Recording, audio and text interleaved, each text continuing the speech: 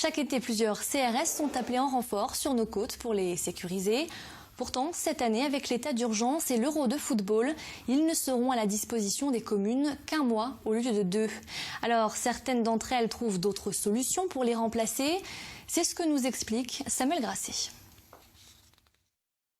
Les hommes en bleu seront 2 fois moins nombreux cet été sur les plages vendéennes.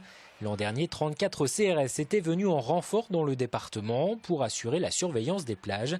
Cet été, ils ne seront qu'une quinzaine. L'État avait en effet prévenu en novembre dernier. Avec l'Euro de football, les policiers ne pourront arriver sur le littoral qu'à partir du 20 juillet, plus de 3 semaines après le début de la saison. Certaines communes ont donc décidé de s'en passer, comme Saint-Gilles-Croix-de-Vie.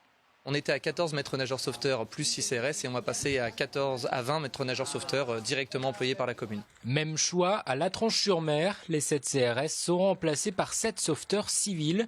Cela représente pour la station un effort financier supplémentaire de 25 à 30 000 euros. Mais la commune tient à rassurer, les maîtres nageurs présents ont les qualifications requises.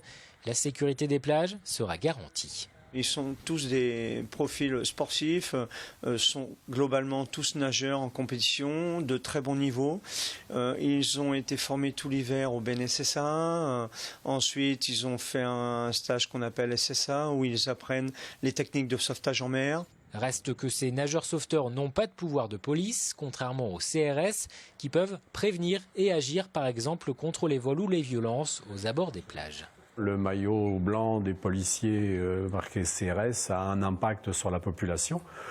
C'est plus facile de se faire obéir quand on est un CRS d'1,80 m que quand on est une petite jeune fille de 18 ans. Pour pallier ce manque, certaines municipalités comme Saint-Gilles-Croix-de-Vie ont décidé de se doter d'un policier municipal supplémentaire cet été. Les communes vendéennes s'interrogent désormais pour l'an prochain. Combien de CRS seront mis à leur disposition et pour combien de temps ? Les élus notent que le dispositif déployé en Vendée ne cesse de se réduire d'année en année. Dans le reste de l'actualité,